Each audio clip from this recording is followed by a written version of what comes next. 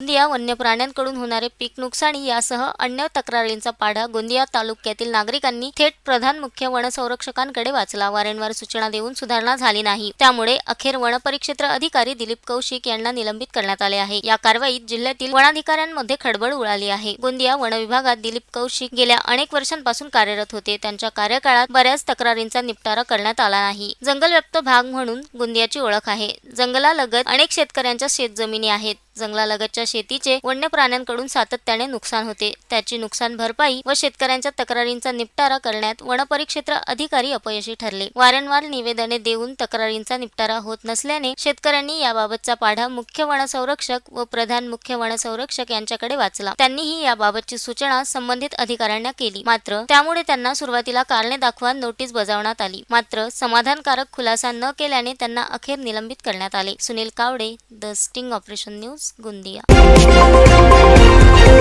The sting operation news, सत्याचे दुसरे नाव, अन्यायावर लेखणीचा घाव।